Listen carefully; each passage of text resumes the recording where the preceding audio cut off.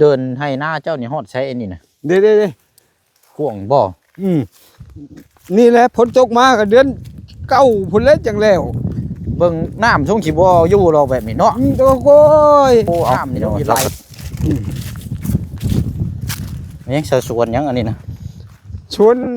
อันนั้นบอนปลูกผักปลูกมีอันเจ้านั่นแหละมี6 คนผู้นี้บ่แล้วลูกเอาลูกจำบ่ก็ยังเดียวยังสองอ๋อเขาคิดว่าเจ้าได้เมีย6 คนนะบ่แม่นเนาะ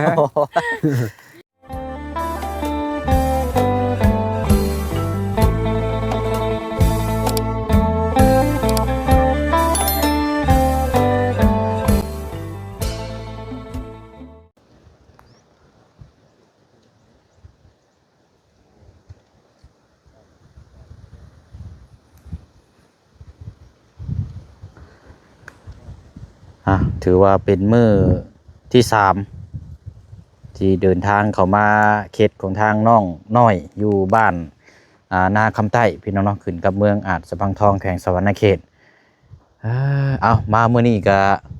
นี่แหละพี่น้องเนาะหลายคู่หลายคนหลายพี่น้อง FC เฮารถงงพี่น้องเอ้ยเพราะว่าป้ายทะเบียนเฮียเกือบรุดเนาะบ่แม่นเฮียหรอกพี่น้องเพราะว่ามันเกือบรุดเฮียนะ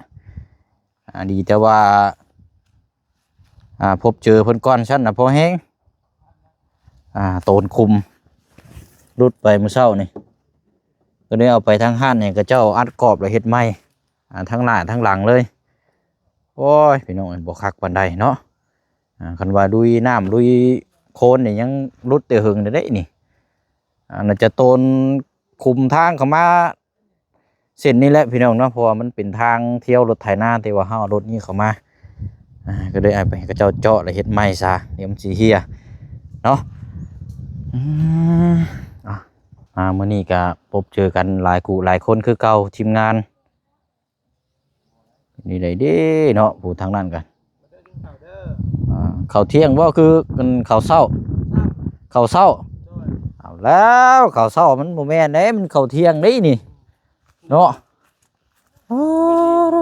เอาทางน้องนิวมีหยังล่ะนะตูดไก่ไก่ย่างถูกเผาแล้วแบบนี้เนาะครับไข่มดแดงเฮ็ดเองบ่นี่ไข่มดแดงนี่พอเฮ็ดชื่อกับน้องน้องขวัญชื่อกับน้องขวัญแล้วอันเฮ็ดเองเลยกินแม่เอาเนาะกินข้าวหากะมากินนี่อ้ายกันได้เวะขมาพี่แล้วเนาะเอาก็ทักทายสบายดีและสวัสดีพ่อแม่พี่น้องเบิดสุคนเด้อพี่น้องเนาะพบเจอกันอีกคือเก่าคือเดิมเนาะมื้อนี้ก็อยู่บนเวียนหม่องเก่าเมืองเดิมเนาะพี่น้องเนาะแล้วก็มื้ออื่นเดินทางเฮาบัดนี้พี่น้องเนาะบุกเวียกงานนำกันอยู่ไซโปนพุ่นแหละเนาะเขตที่เฮาติดตามหลักๆเลยก็เขตของทางอาเจืองแล้วก็ทางน้องห้างที่กำลังเริ่มขุดดุมบ่แม่นขุดดุมเนาะแล้วเรียบร้อยแล้วแต่ว่าเริ่มห้องน้ำมาแล้วพี่น้องเดินทางมื้ออื่นเลยเดินทางมื้ออื่น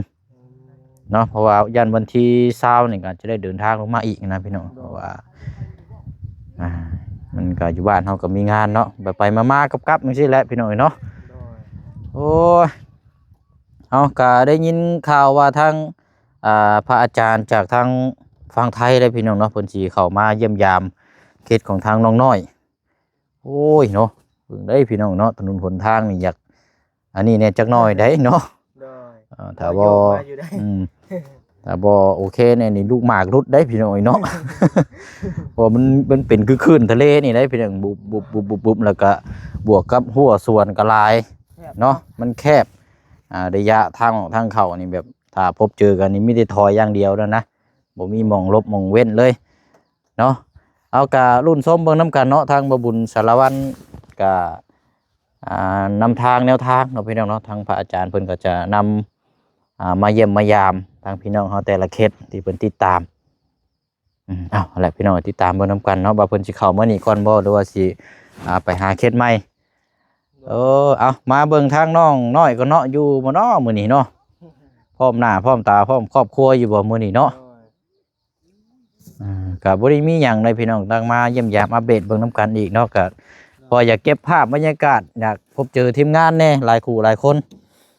พอบ่ได้พ่ออยู่นํกันนานแล้วว่ามื้อนึงก็สิเดินทางอีกแล้วนะพี่น้องเนาะมาเด้อจะโดยเด้อมาแม่นี่ของหากินยากได้นี่ทั้งหมดแดง เอาเลยอาหารชั้นสูงอาหารชั้นสูงอาหารชั้นสูงโอ้กินเหล้าไป ไข่มดแดงสุดร้อนเลยเนาะ โดยมันหักนะต่างมือกันอาหารเอาดูได้มันยังเคยคือมีกล้องพุ่มนะรุ่นเบิ้งมีกินมาจักนี่เนาะโอ้หายบ่ไปทางใดแล้วสิเฮามื้อนี้กินแล้วซะนี่เนาะโอ้ตูดไก่ชุบอยู่เว้ยชุบเอาเราได้ไปมักตูดเด้อมักตูดนั่นต้องตัวนี้โลดตูดไก่โลดรับแรกไปอันทางน้องเพิ่นบ่ได้อยู่บ่อ๋อเพิ่นบ่น่ะโอ้ไผน่ะโอ้โธ่โอ้ขมิมอยู่พี่น้องเอ้ยเห็นบ่น้อผู้อยู่กกเชือกผู้เลยงัวนำจังเนาะงัวกินผักแล้วบ่จัง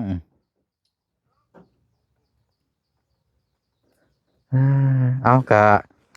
ฝากทางพี่น้องเฮาอยู่แถวนี้ก็ได้เนาะทั้งเคสของทางน้องอันน้องลอยเมื่อวานนี่ก็ทางพี่น้องเพิ่นก็ให้ความสนใจอยู่เขาไปเยี่ยมไปยามเบิ่งเด้อเฮือนอยู่ซ้ายมือนะเอาเฮือนแล้วก็หลังใหญ่แต่ว่าเป็นผานะแต่ว่ามันที่พี่น้องเพิ่นให้ความสนใจสงสารก็คือทางครอบครัวแบบมีแต่คนแบบบ่สมบูรณ์เด้ว่าเราก็เราก็เป็นเบ้าบ่ดีแบบเป็นใบ้อันนั้นเนาะว่านางนาสาวก็เกี่ยวกับพิการแน่ว่าทางพ่อเฒ่าบัดผ่าตัดมาใหม่อีกมีแต่คนอันนี้ครับบัดทางเราบัดเอาลูกน้อยเนาะไว้เยี่ยมยามเบิ่งเนาะฝากนำมาแล้วเพ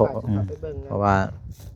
มื้อวานนี่เขาก็เห็นเพิ่นอยู่เฮือนน้องขวัญบ่แม่เฮือนน้องขวัญเห็นเพิ่นอยู่ซั่นน่ะแล้วเราสิอุ้มลูกน่ะไปเล่นอยู่หั่นพอแบบว่าทางน้องขวัญก็สิได้เอาลูกเราซอยได้หมายว่าดินน้ำกันแล้วบ่นะพอแต่ละมื้อพอบ่เงียบบ่เหงาแล้ว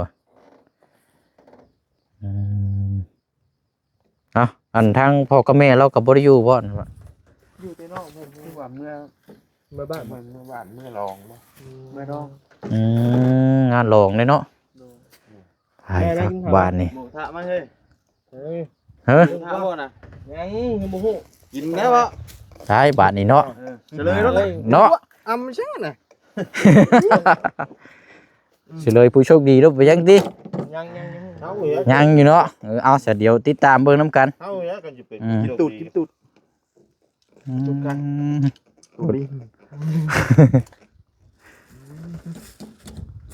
เฮ้ยกว่าตำไข่มดแดงตำปีตำหุ่งเนาะบ่ยาวแล้วแต่เก่าเราตำปีคักได้ตำปีตำกล้วยนี่แซ่บได้กินก่อนเนาะกินข้าวมาแล้วกินมั้งโอ้ยเนาะเอาเดี๋ยวเบิ่งก่อนเนาะทางน้องเพิ่นพูดไปเรื่องเอ้ยไปไล่งัวเนาะแล้วหัวนั่นน่ะปลูกหยังอันนั้นน่ะปลูกหมูแปลงชั่วหากระปุกนี่บ่น่ะอ๋อพอจังหวะเราไปไล่อันนี้เนาะเอาเนาะหลายคู่หลายคนหลายคนหลายว่าพี่น้องฉันก็บ่เว้าคันบ่ว่าก็บ่ม่วนเนาะมีหยังกะเอามันมีหลายเว้าคำว่าหลายคู่หลายคนเนาะมันอยู่ผู้เดียวนี่บอกรถไปก็บ่เป็นเอาไว้มานั่งจู้กู้ให้ชับบาดนี่เดี๋ยวต่อทางน้องน้อยนำกันอีกเนาะรอบที่3ตอนนี้เวลาเท่าไหร่เด้นี่บ่ายโมงแล้วพี่น้องแป๊บเดียวเนาะวันเวลานี่แป๊บเดียวบวกกับหม่องที่เฮาเข้ามานี่สัญญาณนี่ลำบากในจังน้อยเด้อนี่พี่น้องเนาะสัญญาณเข้ามานี่ซ้ำปิดคนละโลกโดยได้นี่เรียบร้อยโดยได้ปูนบ่เนี่ยเดี๋ยวจักเซียนหาไปเนาะเดี๋ยวไปต่อน้ำกันทางน้องเพิ่น จะบ่อย อันนี้แล้วเมื่อวานนี่มักพริกกันพวกเดียวมันสิโจมขึ้นรถอยู่เด้นี่น้ำลายใดอีกแล้วข่อยมื้อนี้ ใช่น้ำลายไปใช่ พูดอยู่สวนบักมูแล้ว อ๋อเมาไปหันป้องออกไปบ่ จะว่ามีเหมาะมีหยังบ่จัก แม่นจักเนาะ ไกลๆ จะว่าโชคไงลนทับบ่จัก มีแนวนะกับไปไกลไปหน่อยดิ มีไก่ไปไก่ท่านนั้นมีแนวแล้วบอกโอ้อยู่ผู้ทางนั้นก็นอนเผาอยู่กุม่วงผู้ตั้งคักอยู่ดีนี่เนาะบรรยากาศนี่โอ้ย เอาเมื่อไป เออ เอานี่ก่อน ไปพุ่นบ่ใช้มีหยังให้เอาซอยบ่อันน้องเพิ่นไปนั่นบ่นี่ ติดตามมือให้กิน เอาเก็บภาพบรรยากาศไปน้องเนาะเดี๋ยวรอทางน้องเพิ่นมาพุ่นละ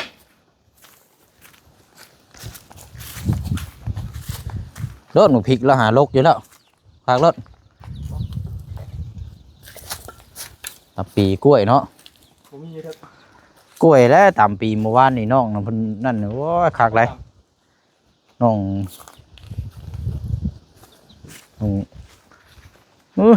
เอาสาวย่าข่อยอันย่างไปหาประตูเราก่อนแป๊บนึง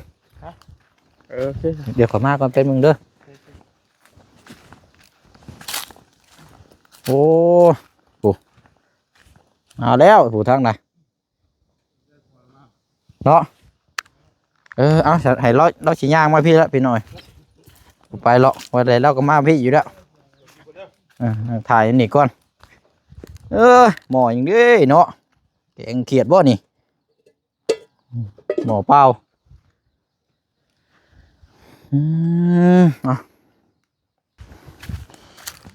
เอาย่างมาพี่ละพี่น้องเนาะทางเราเลี้ยงงัวงัวก็มีแต่ตูตุ้ยแท้นี่เนาะฮะงัวเจ้าเองเลยบ่พ่องัวผู้เฒ่านี่งัวเองนี่ โอ้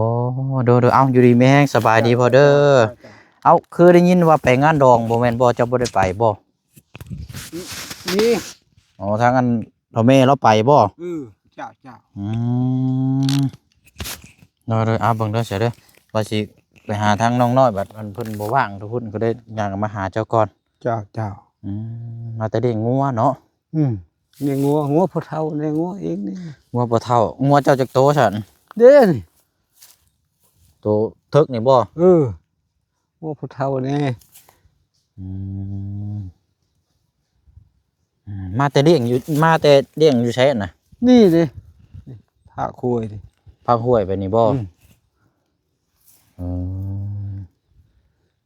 มันยังใช้ในถุงนะพ่อ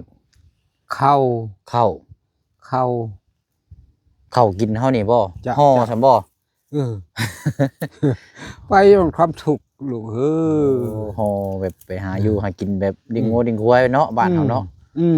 ฉันบ่หานี่น่ะก็บ่ได้กินเฮ็ดได้ไดอาชีพนี่โดยอันว่า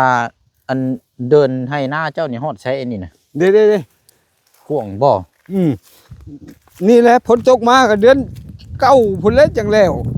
เบิ่งน้ำช่วงสิบ่อยู่ดอกแบบนี้เนาะโอ้ยน้ำนี่ช่วงสิไหลลงเข้าปีละ10ชอบได้ให้เถียงกับเขาก็กินกันจนสิหมดเลยอ๋อนี่บ่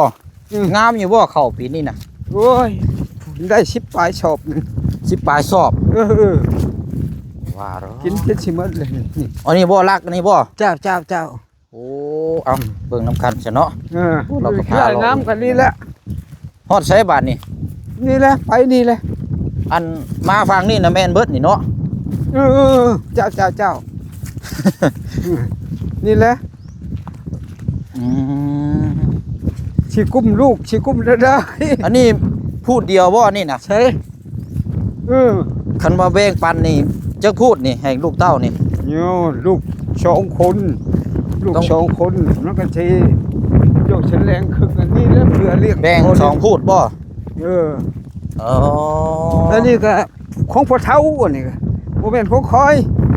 น้านี่ก็เพิ่นปั่นให้กินหน้าพ่อเฒ่าแบ่งให้เฮ็ดอยู่เฮ็ดกินเนาะเจ้าบ่แม่นน้าคอยน้าพ่อเฒ่าโดยอันทั้งพ่อนี่เป็นคนบ้านนาคำใต้เลยบ่นี่เจ้าน่ะ อ๋อเราพายางเลาะเบิ่งอีกดอกเนาะ นี่แหละปานกันนี่ขี้ไร่งามก็เบิ่งเอาแหละลูก บ่มันดินลานเนาะ โอ้โก้ งามไปสิ หินเฮจังว่า ดินแห้ พอยอมล่ะ อืม ตึงคันว่ากันจกแบบรุดช้ารุดหยังนั่นคืออยู่เนาะ นี่ ได้การอยู่โอ้เอาพี่น้องเราก็ยังสวนยังอันนี้นะ ชวนอันนั้นบอนปลูกผักปลูกมี อืมโอ้ยดินบ่นั่นเนาะดินแข็งเนาะ ดินแข็งตึง วันนี้บ่ชุดนี่บ่มันนี่บ่ ชุดนี้แหละ หัวอ้อมมานี้บัดนี้เนาะ หัวอ้อมนี่แหละ โอ้กว้างอยู่เด้นี่เนาะแต่ว่าเฮ็ดเต็มที่นี่ได้จักซอบเข้าปีนี้นะ สิบปลาย เบิดนี่ได้ เบิดนี่บ่ เบิดนี่แล้วเบิดหน้าเจ้านี่ มันบ่มีไปชังใส่นะหาหุบขอขี้งัวขี้ควายหมูใส่ เข้า10ปลาย เข้า ตายสอบ ให้เทียงนั่นแหละ พอได้3เดือนอยู่บ่นี่เนาะ ย่ำเดือน10 เดือน อันนี้ก็เดือนย่ำเห็นหน้ากับง่องท้องแล้วบาน เขาย่างมาพี่ก็ได้ครับมาพี่ก่อนก็ได้มาหาทางน้องๆนี่ก็ได้ อยากพา ลาหัวหันบ่ เจ้าชิปไปชอบเขาให้เทียงกันละ เอาใช้คือว่าปลูกหมูหมักแตงอ๋ออยู่ในพุ่นบ่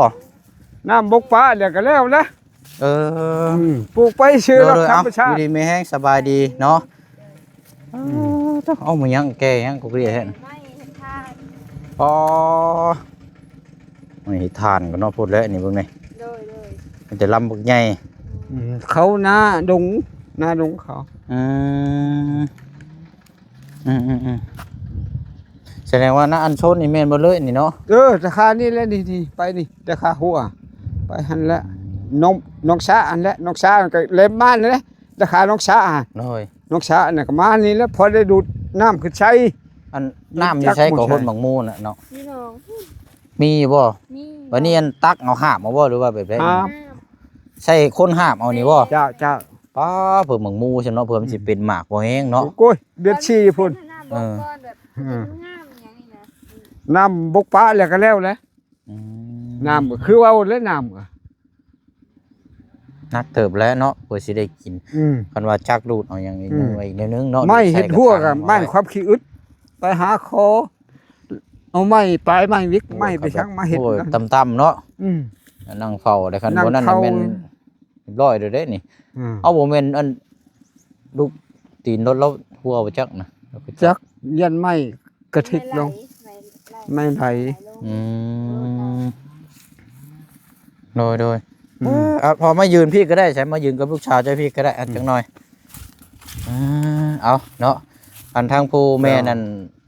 เมื่อกินดอง มาเมื่องานร้องเนาะ งาน เมื่อแต่เศร้าคุณบ่ แม่เมื่อแต่พร้อมเฮาพุ่นแล้วเฮาก็เมื่อซื้อบัตรเมื่อพร้อมเพิ่น เพื่อย่างกลับไปกลับมาให้เจ้ามาก็10 โมงแล้วเนาะ โอ้ยแต่ขี่รถนี่เขามาก็ยังจนลืมเนาะไปสิฮอด มันจะช้ำกันไปทุกเห็น ใครเติบอยู่ได้ ทางก็เดือดเติบอยู่ ไก่เด้หน้ากันนี่ไปปีละ10 ชอบ10ไปชอบ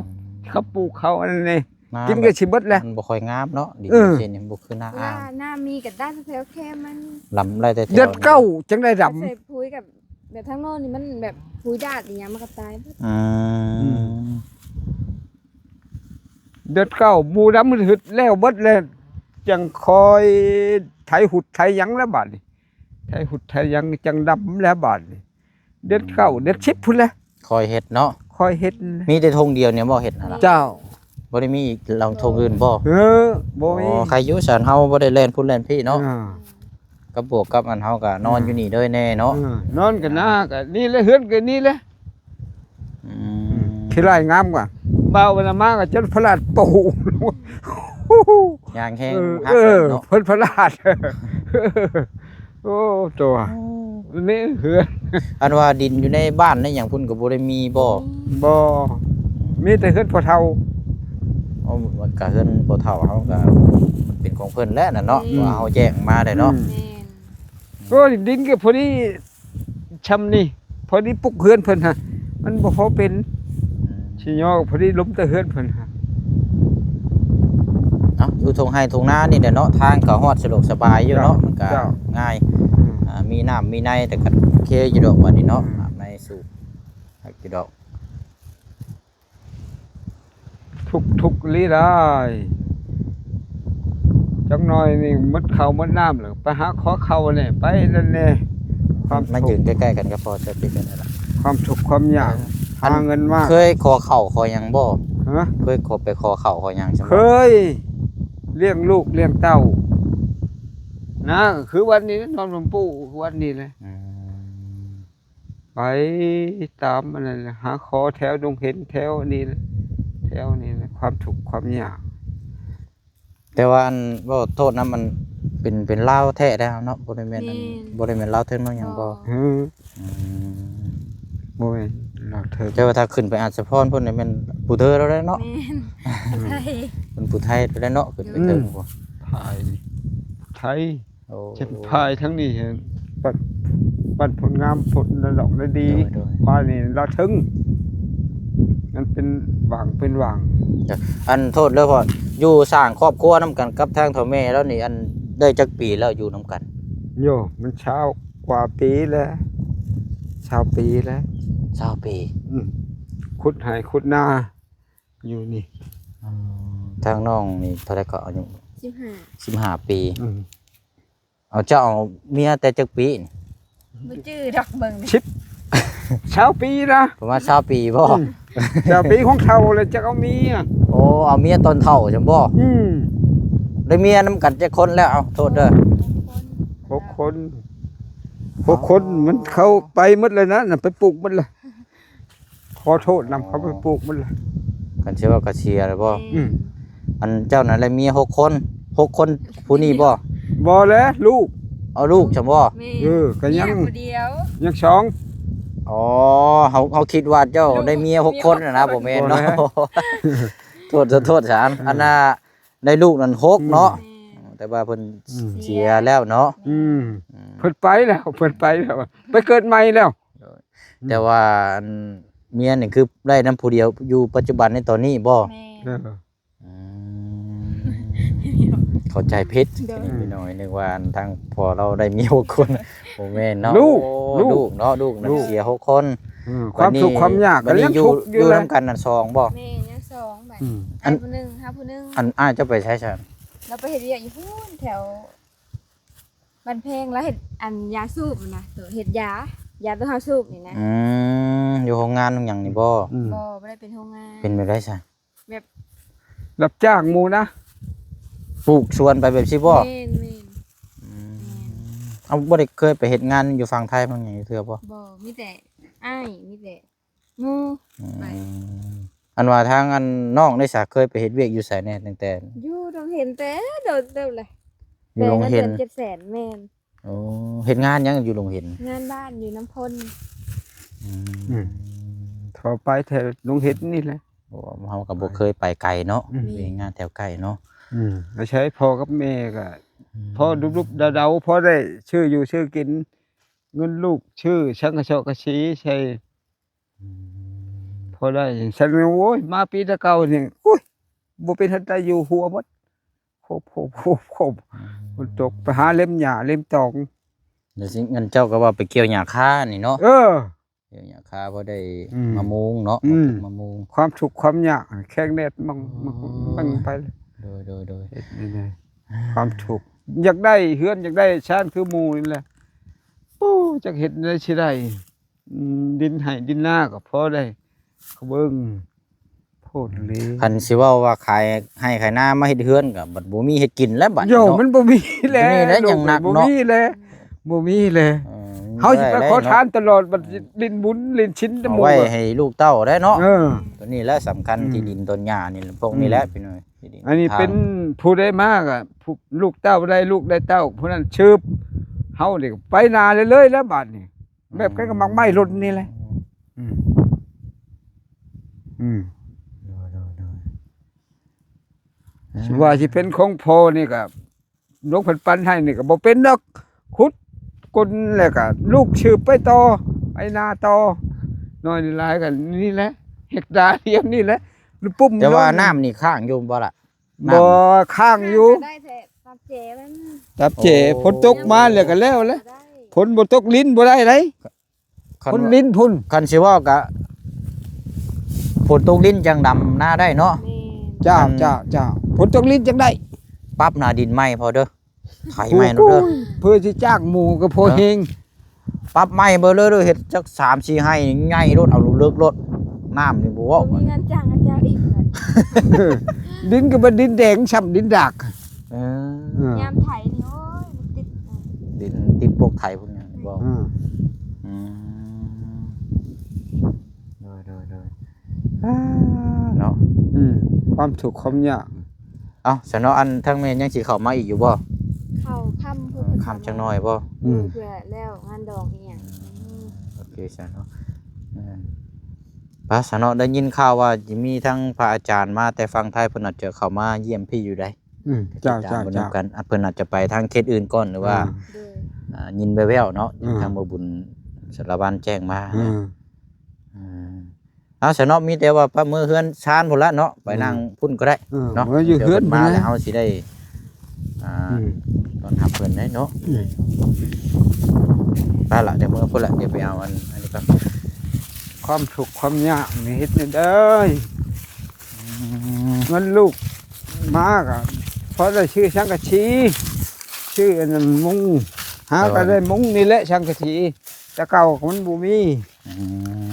สังกะสีความถูกข์นี่ห้องขอย่อมือกินข้าวจักเฮ็ดได้เด้อ ทุกอันบักแตงมึงมูนี่ก็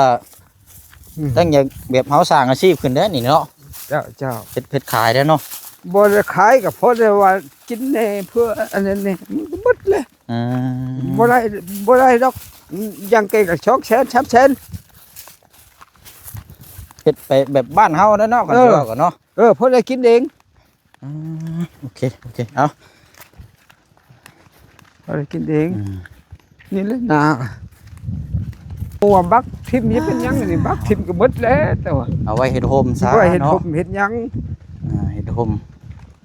โอเคเอาเดี๋ยวเฮาเอาอันนี้มาฝากก่อนเอานมก่อน เจ้า พอได้มีแห้งเนาะมันจะเลี้ยงงัวได้หรอกแบบนี้เอานมกับขนมมาละกินเด้อจะกินแล้วบ่เขา ยัง จะได้กินบ่เอาอันนี้เขาเอามาฝากเจ้าเด้อ เจ้า อันน่ะกินรสกินในลายรสจังมีแห้งเด้อ เจ้า เอาพอเด้อ เจ้า เด้อเอานั่นแหละอยู่ดีมีแห้งเนาะ อยู่ดีไปเฮงเฮงมันยืนลูกเอ้ย เด้อเอาลองแกะกินเบิ่งเด้อ เจ้า แกะกินในรถไปพอละเมื่อนั่งถ่ายอยู่เฮือนเจ้าพอละเนาะทั้งเทื่อมาเยี่ยมมายามพี่น้องเนาะตามเบิ่งน้ำกันเอาก็เฮาถามพูดคุยน้ำกันนี่แหละพี่น้องเนาะมาทำความรู้จักน้ำกันทั้งพ่อของทั้งน้องน้อยเนาะการเว้ากันจาการพูดคุยบุคลิกเนาะคำว่าคำจาเราถือว่าเป็นครั้งแรกนี่แหละพี่น้องเนาะก็เดี๋ยวติดตามเบิ่งทางผู้เป็นแม่บัดนี้พี่น้องเนาะทางผู้เชี่ยงถ้าพบเจอกับสิสัมภาษณ์ทางผู้เป็นแม่น้ำกันอีกเนาะว่าสิแนวใดเนาะไปเนาะคลิปนี้เฮาได้ฮู้จักพูดคุยน้ำกันเนื้อหาน้ำกันประมาณชั้นนี้ก่อนเนาะมีอย่างเพิ่มเติมจังไรจังว่าจังคุยน้ำกันพี่น้องเนาะเอาคลิปนี้ลาก่อนบ๊ายบายได้พี่น้องเด้อสวัสดี